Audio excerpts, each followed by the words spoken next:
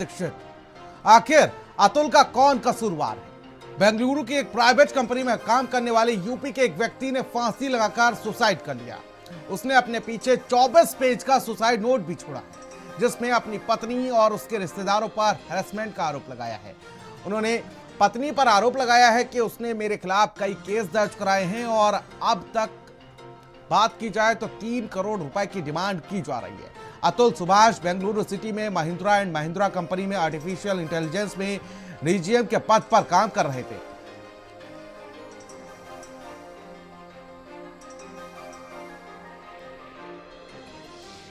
मुझे खुद को ही खत्म कर लेना बेस्ट है मेरे लिए, क्योंकि जो मैं पैसे कमा रहा हूँ उसी से मैं अपने दुश्मन को बलवान बना रहा हूँ। वही पैसे मुझे ही बर्बाद करने के लिए यूज हो रहे हैं और ये साइकिल बढ़ता ही रहेगा, है ना। मेरे ही टैक्सेस के पैसे से ये कोर्ट, ये पुलिस सिस्टम मुझे और मेरी फैमिली को और बाकी लोगों को भी हैरास करेगा, जो अच्छे लोग। तो जो सप्लाई है वैल्यू का, उसी को खत्म कर देना चाहिए। और anyway gave me a suggestion क्या they told me to commit suicide. तो कहा कि पापा वहाँ का जो मीडिएशन का जो जज है, चाहे जो भी लोग है, वकील है चाहे जज है, जो भी है, वो वहाँ की कानून व्यवस्था जो लॉ है अपने भारत का, उस लॉ से नहीं चलता है। लोग उस लॉ को मानता ही नहीं है। जो ये बता रहा था कि इस धारा में ये लॉ होना चाहिए, तो वो उसको हाई कोर्ट के, सुप्रीम कोर्ट के लॉ को भी नहीं मानता था। क्या बोले थे आपके बेटा आपको? उनको हो क्या रहा था? उनको कुछ नहीं, उनको तो 40 बार बेंगलोर, कम से कम 40 बार गया होगा बेंगलोर से जौनपुर, और मैंने इतनी धारा उस पर, एक खत्म हो जाता था केस तो दूसरा लगा देती थी। एकदम 100% सच, 100% सच है। शहीद भगत सिंह ने एक देश को जगाया था। मेरा भाई भी कुछ ऐसा ही करना चाहता है, कि लोगों को जगाना चाहता है कि कैसे परेशान किया जा रहा है, कैसे लोगों को शादी करके बर्बाद किया जा रहा है। इवन इन सुसाइडल नोट उसने अंतिम इच्छा यही लिखी है कि अगर मैं सिस्टम से और इन सब चीज़ों से जीत गया तो मेरी अस्थियाँ गंगा में बहाई जाए। अगर मैं इस सिस्टम से हार गया तो कोर्ट के बाहर जो गटर हो उसमें मेरी अस्थियाँ बहा दी जाए। 2 साल के अंदर उसने इतने नंबर ऑफ मतलब उसके डेट्स पड़े हैं, बिकॉज कि वहाँ एक कोई जज हैं जो लेडी हैं, वो लेडी तो हैं, तो ऐसा जज के पोस्ट पे सिर्फ ऐसा नहीं होना चाहिए कि वो आप लड़कियों को सिर्फ के फेवर में बात करो। आप देयर शुड बी, आप एक पोजीशन पे जब बैठ जाते हो वहाँ पे आपको न्याय करना होता है, चाहे वो लड़कियों के लिए के पक्ष में हो या लड़के के पक्ष में हो, based on the facts, not कि प्रताड़ित क्यों गया है। क्योंकि इंडिया का सिस्टम ऐसा है, इंडिया का कानून ऐसा है कि जिसमें ऐसा दिखाया जाता है कि लड़कियां ही प्रताड़ित की गई हैं। ऐसा क्यों? लड़के प्रताड़ित नहीं हो सकते क्या? 34-year-old young techie Atul Subhash committed suicide in Bengaluru, and he has left behind a suicide note. Some pages are typed, some pages are handwritten, and he says 9 police complaints have been registered against me. There are false charges of murder, dowry harassment, and also domestic violence. And the suicide note says that these charges are not true. The deceased man says that he was paying his wife 2 lakh rupees in spite of she not letting him see his own son, his 4-year-old son, and his son was being used as a tool of blackmailing him. The deceased also in his suicide note said that he was forced to give expensive gifts not only to his wife but to his wife's mother and his brother-in-law. So I think a case of abetment to suicide, not only against the wife but against her mother and relatives, should be registered. They should be arrested. Also, the police of Jaunpur, these cases were registered in Jaunpur, Uttar Pradesh. The police, all those police officers who wrote these false cases, FIR should be registered against them for making a false case, because the wife has accepted that her father was not murdered but died of heart attack. ऐसे ही पुरुष मरते जा रहे हैं। अतुल सुभाष कोई पहला नाम नहीं है। अतुल सुभाष जैसे लाखों लोग, लाखों लड़के, लाखों पुरुष मर चुके हैं। 34 साल का अतुल सुभाष को कितना मजबूर कर दिया। The system has failed. किस तरीके से बायसनेस है सिस्टम में। सिर्फ लड़कियों की सुनवाई होती है, लड़कों की कहीं सुनवाई नहीं होती। उसने अपने सुसाइड नोट में सुसाइड वीडियो 1 घंटे का वीडियो बनाया है। कितना पेनफुल है, कितनी सफरिंग्स है उसकी आवाज में। आप देखिए उसने अपने माता पिता को क्या क्या बोला है। आप देखिए, समझिए कि पूरे सिस्टम ने उसे फेल कर दिया और कोई संस्कार नहीं बचे हैं। आज किस तरीके से प्रताड़ना की जाती है पुरुषों के, उनको डराया जाता है, उनको धमकाया जाता है। और पढ़ी लिखी महिला, एसेंचर में काम कर रही महिला किसी पुरुष को इतना टॉर्चर कर दे, इतनी मेंटल हैरेसमेंट। आप सोच सकते हैं किस मेंटल हैरेसमेंट से पुरुष गुजरते हैं। The justice is due. जी हाँ, अतुल तो अब इस दुनिया में नहीं, लेकिन अभी भी उसे न्याय की दरकार है। ससुराल की साजिश और न्याय की आखिरी पुकार के चलते सुभाष को अपनी जान देनी पड़ी। अतुल सुभाष की दर्दनाक कहानी हिलाकर रख देगी। कैसे महिलाओं के लिए बनाए गए कानूनों का दुरुपयोग किया जाता है और कैसे कानून व्यवस्था की भेंट अतुल चढ़ गया। रिपोर्ट देखिए आप।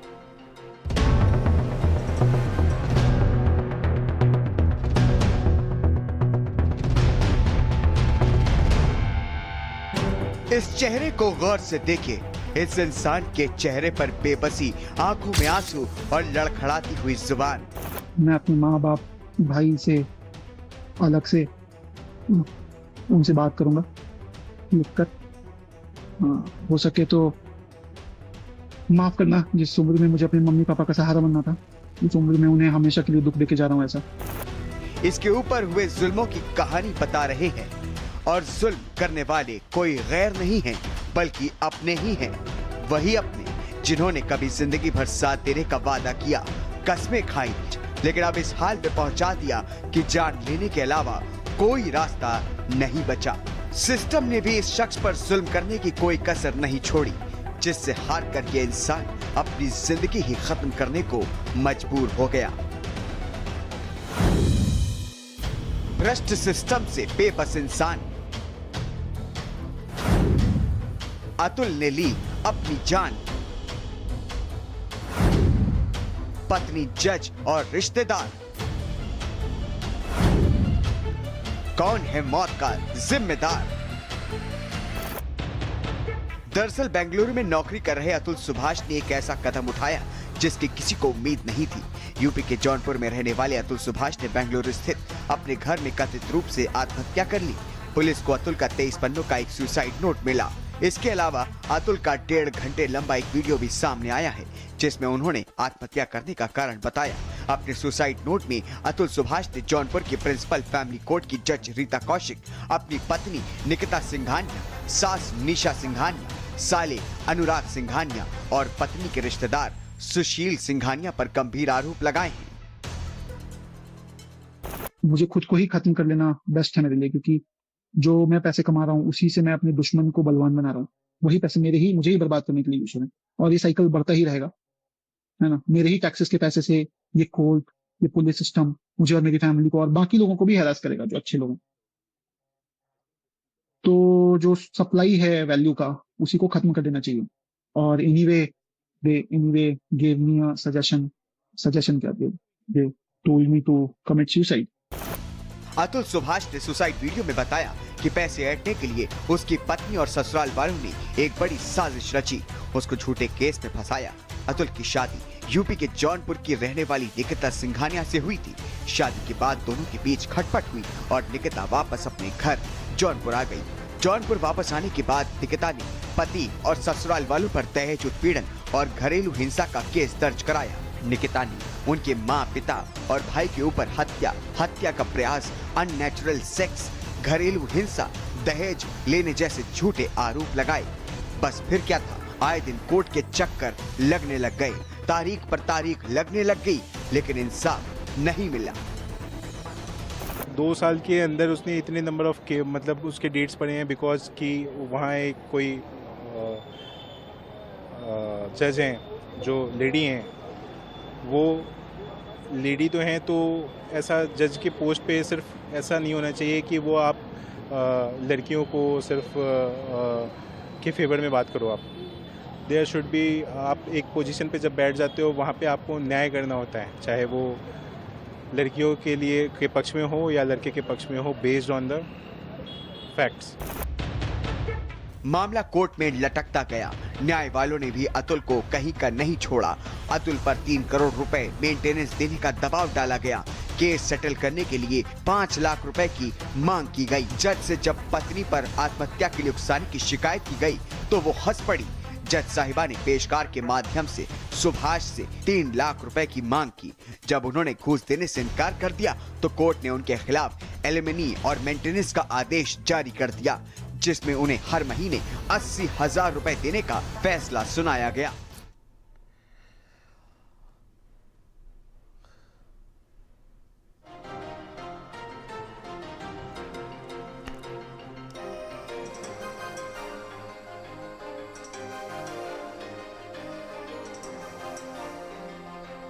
तो द जस्टिस इज ड्यू।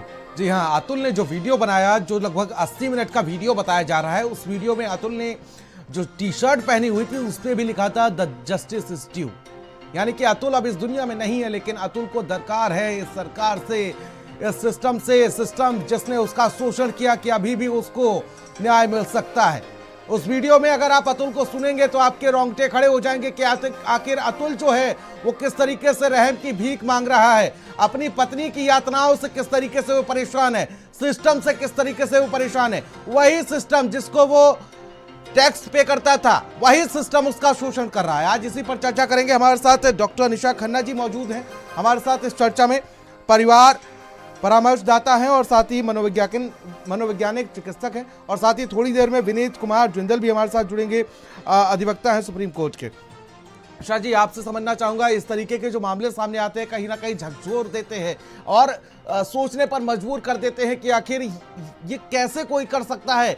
वही इंसान जिसके साथ जीने मरने की कस्में खाई हो, वही चंद पैसों के लिए एक इंसान की जिंदगी जो है वो नरक से भी बदतर बना देती है। देखिए, इस पर्टिकुलर केस में ना कुछ चीजें हाईलाइट हो गई हैं जो मुझे लगता है हम सबको जानने की जरूरत है। पहला, हमारी जो मैरिटल डिस्प्यूट्स हैं, हिंदुस्तान में जितनी भी शादीशुदा घर हैं उनमें झगड़े होते हैं, और उन झगड़ों को हम जब 4 दीवारी में सॉल्व नहीं कर पाते तो बात कोर्ट तक आती है। और कई बार हमारे जो सिस्टम में लैकिंग है वो है प्री मैरिटल काउंसलिंग, यानी कि शादी से पहले पति पत्नी की आपस में कंपैटिबिलिटी है कि नहीं है, तो दोनों की आपस में सहमति से शादी हो रही है कि नहीं हो रही है, और अगर वो शादी सहमति से हो रही है तो उनका आपस में एडजस्टमेंट बैठता है कि नहीं बैठता है। इसके लिए प्री मैरिटल काउंसलिंग जो है वो जरूरी है, जब हमारे सिस्टम में नहीं है। Second, mental health. एक इंसान की मेंटल हेल्थ बहुत इंपॉर्टेंट पार्ट प्ले करती है। सिवाय आप एक किसी भी एमएनसी में वर्किंग है, चाहे वो फीमेल है या मेल है, अगर वो काम भी कर रहे हैं और कितना भी पैसा कमा रहे हैं, और अगर वो खुश नहीं है और उनके आसपास का जो सपोर्ट सिस्टम है वो इतना मजबूत नहीं है, तो डेफिनेटली प्रॉब्लम्स आएंगी। ये केस इस चीज को भी दर्शाता है कि हमारा शायद वर्क लाइफ बैलेंस नहीं है, हमारे मैरिटल डिस्प्यूट्स है, तो उससे हमारी मेंटल हेल्थ पर कितना असर पड़ता है। तो सिर्फ पैसा ही नहीं, घर में शांति होना भी जरूरी है, और उसके लिए पार्टनर के साथ कंपैटिबिलिटी होना जरूरी है। तीसरा, ये केस ये भी चीज बताता है कि जब जजेस के पास या एडवोकेट के पास जब लोग जाते हैं तो कितने झूठे केसेस बनते हैं, चाहे वो लड़की की साइड हो या लड़के की साइड हो। वो डिफेंड करने के लिए इतने झूठे इल्जाम एक दूसरे पर लगाते हैं जिनका सच्चाई से कोई लेना देना नहीं होता। कई बार ऐसा होता है कुछ चीजें आपसी रजामंदी से होती है, पर एक दूसरे को सबक सिखाने के चक्कर में वो एक दूसरे की जिंदगी बर्बाद करने पर उतर आते हैं। डेफिनेटली हर्ट होता है, हर्ट के साथ गुस्सा भी आता है। जब हर्ट और गुस्सा दोनों बनते हैं तो रिसेंटमेंट या बदले की भावना इंसान में पैदा होती है, और इस बदले की भावना के चक्कर में दोनों एक दूसरे को खत्म करने पर लग जाते हैं। और सबसे इम्पोर्टेंट बात, उनका एक छोटा बच्चा है, जिस बच्चे को, ये मोस्टली केसेस में होता है जब एक मदर के पास बच्चा होता है और बच्चा छोटा होता है, और जहाँ तक मैं जानती हूँ 5 साल की उम्र तक कोई भी बच्चे को माँ को राइट देती है बच्चे की कस्टडी का। और मोस्टली मदर्स यही करती हैं कि बच्चे को माँ बाप से, फादर से मिलने नहीं देती है। तो ये भी एक इम्पॉर्टेंट रोल है, जब आप बच्चा पैदा करते हैं तो दोनों की सामूहिक ये जिम्मेदारी है, और आप किसी को रोक नहीं सकते हैं। तो रोक रहे हैं तो आप उस पर इमोशनल प्रेशर बना रहे हैं, उसे कहीं ना कहीं टॉर्चर कर रहे हैं इस बात के लिए कि मेरे हाथ में तुम्हारा बच्चा है, मैं उसे मिलने का हक भी तुम्हें नहीं दे रही हूँ। रही बात करप्शन की, तो हमारे सिस्टम में करप्शन है, इसमें कोई दो राय नहीं, चाहे वो करप्शन है। क्योंकि मैं जैसे भी बात कर रही थी कि वकील लोग ऐसा करते हैं, मैंने कई केसेस देखे हैं 12 से 15 साल तक वो लड़कियां, पढ़ी लिखी लड़कियां कई बार नौकरी तक छोड़ देती हैं। अभी मुझे नहीं पता इस लड़की की क्या है, ये भी जॉब कर रही है, पर मोस्ट ऑफ द टाइम कई बार उन्हें एडवोकेट सलाह देते हैं और वो जॉब छोड़ के बैठ जाती है और जॉब भी नहीं करती है ताकि पति से हम पैसों का रिकवरी कर सकें।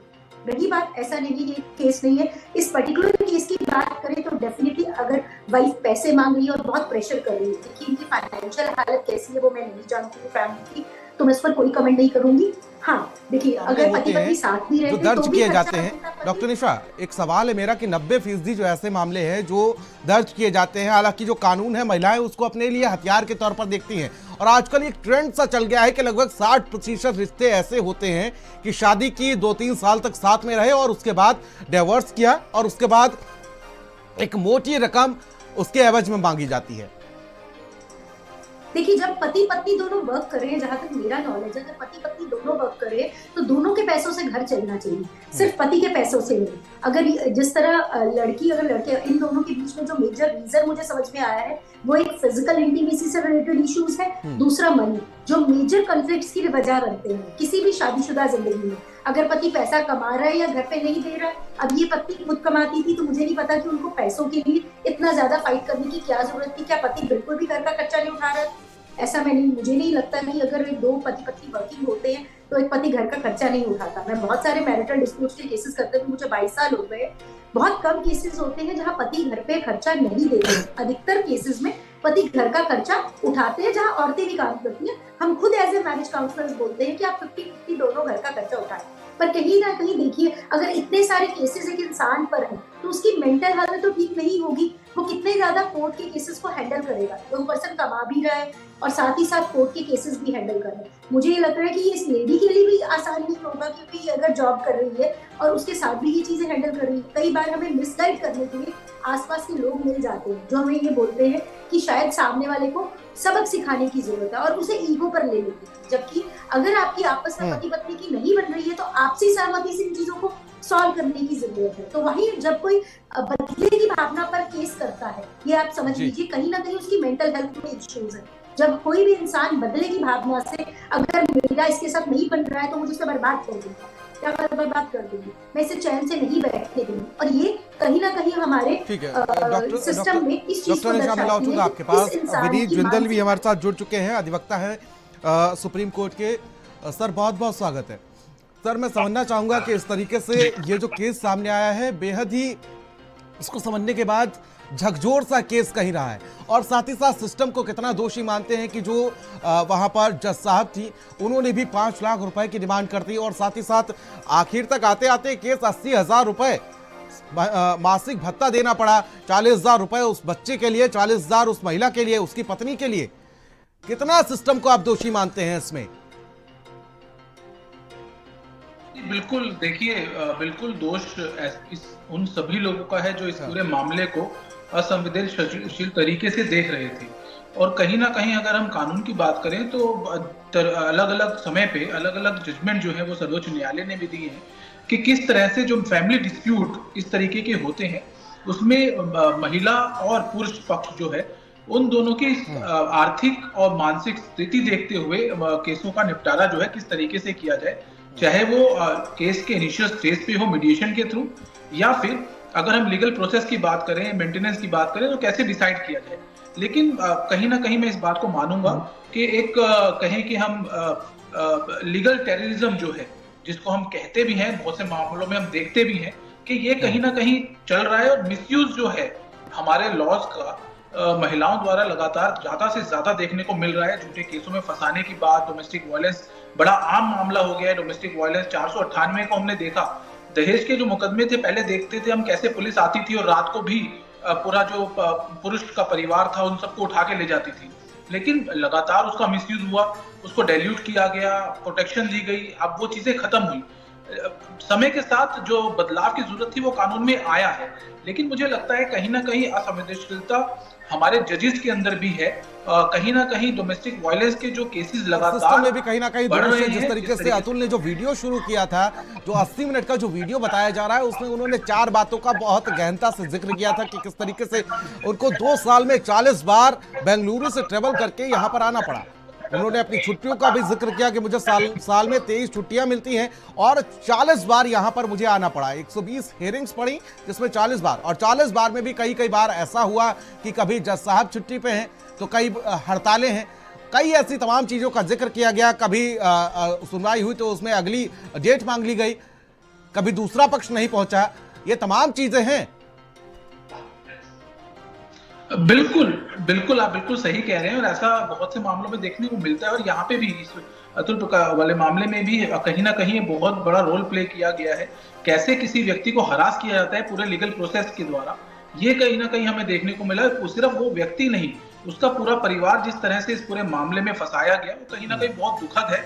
और मुझे लगता है कि जो कानून है, जो जजेस बैठे हैं फैमिली कोर्ट में, जो फैमिली कोर्ट बनाने का जो पूरा प्रोसेस था, वो कहीं ना कहीं डिफीट हुआ है जिस तरीके से यहाँ अतुल के मामले में देखने को मिला। और मुझे लगता है कि इस पूरे मामले में कहीं ना कहीं हमारे सिस्टम की बहुत बड़ी गलती है। मैं कहूंगा ये बात सिर्फ उस महिला की नहीं है जो उसकी पत्नी थी, उसने केस डाला। मुझे लगता है कहीं ना कहीं जो जुडिशियल सिस्टम में जो कमियां हैं हमारी, उन कमियों की वजह से भी कहीं ना कहीं इस पूरे मामले में इस व्यक्ति की आत्महत्या जिसको हम कह रहे हैं, मुझे लगता है कि जुडिशियल सिस्टम के ऊपर बहुत बड़ा भार इस पूरे मामले में आया है। जिस तरीके से इस व्यक्ति ने आत्महत्या की है, कहीं ना कहीं इसके पीछे जो हमारे सिस्टम का फेलियर जो दिखता है, जिस तरीके से इस पूरे मामले को देखा जाना चाहिए था संवेदनशील तरीके से, वो नहीं देखा गया।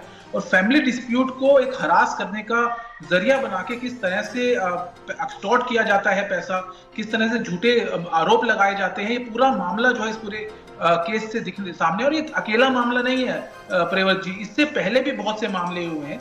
लेकिन यहाँ पे जिस तरह से अतुल ने अपना पूरा वीडियो बनाया, रिपोर्ट में ये भी पाया गया है कि जिस तरीके से 90% जो मामले होते हैं महिलाओं के साथ शोषण के, वो झूठे पाए गए होते हैं। और साथ ही साथ जो कानून बनाया गया है उसको कहीं ना कहीं महिलाएं जो है वो अपराध के तौर पर, उसको एक हथियार के तौर पर अपने लिए समझती हैं। मैं लौटूंगा आपके पास, डॉक्टर निशा हमारे साथ मौजूद हैं। निशा जी, देखिए उस महिला की असंवेदनशीलता तो देखिए कि आखिर किस तरीके से जो अतुल थे उन्होंने जज के सामने भी कहा कि मैं सुसाइड कर लूंगा। उसके बाद जब महिला से बातचीत होती है, पत्नी से बातचीत होती है, तो वो पत्नी कहती है कि तुम अभी तक जिंदा हो, मरे नहीं।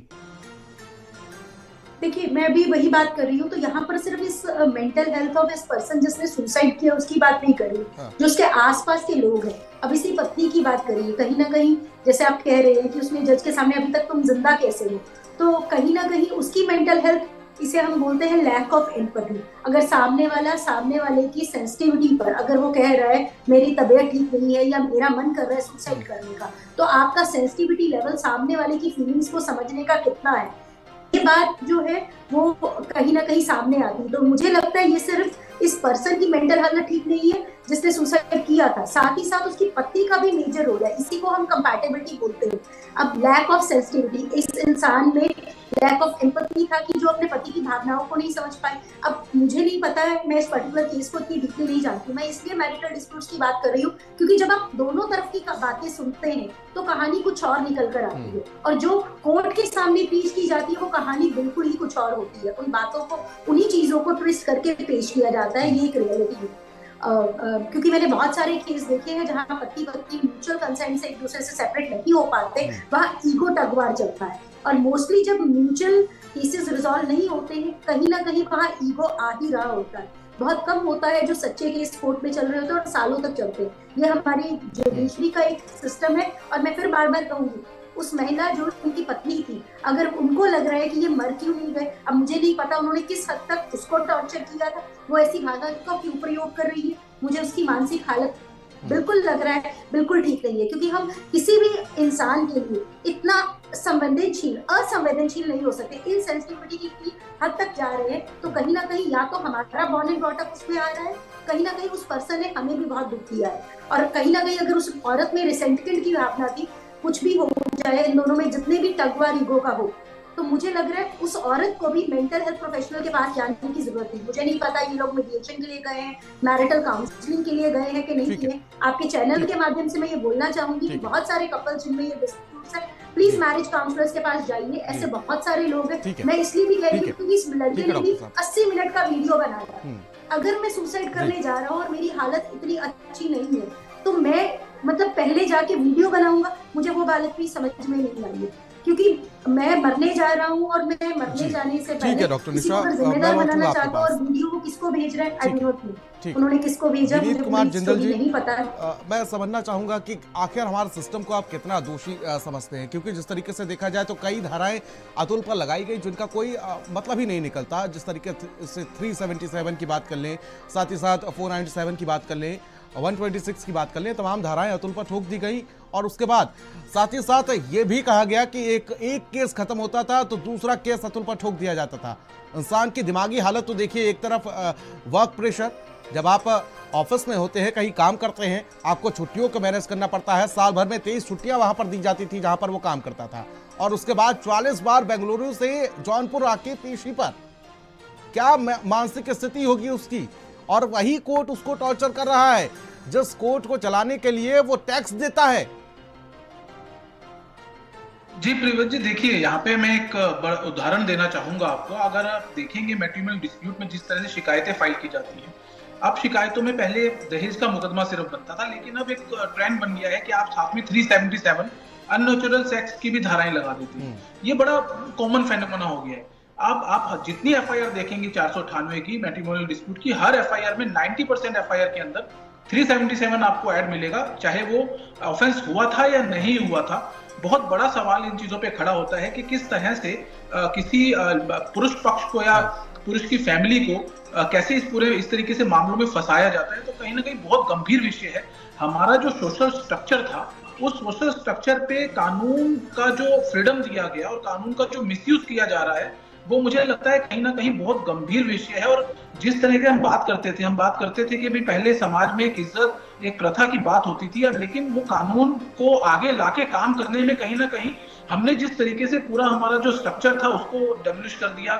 हम लोगों ने इनसेंसिटिविटी की बात यहाँ आ रही है, हमने वो सब खत्म कर दी है। तो कहीं ना कहीं झूठे मुकदमे जो बनाए जाते हैं ऐसे मामलों में, वो बहुत गंभीर विषय है। और मुझे लगता है कि पुलिस हो या फिर कोर्ट हो, इन दोनों का, क्योंकि देखिए पार्टीज का तो अपना अपना व्यू पॉइंट हो सकता है, सच्चाई और झूठ हो सकती है। महिलाओं के साथ गंभीर अपराध किए जाते हैं, इस बात को नकारा नहीं जा सकता, लेकिन वो जो शिकायत की गई है, जो ऑफेंस वहां पे मेंशन किए जा रहे हैं, वो सही है गलत है, उसकी छानबीन करना समय का अभाव है, काम है। बहुत बहुत शुक्रिया आप दोनों का हमारे साथ जुड़ने के लिए और तमाम जानकारी साझा करने के लिए। तो इस तरीके से देखा जाए, अतुल फिलहाल अब इस दुनिया में नहीं है, लेकिन अतुल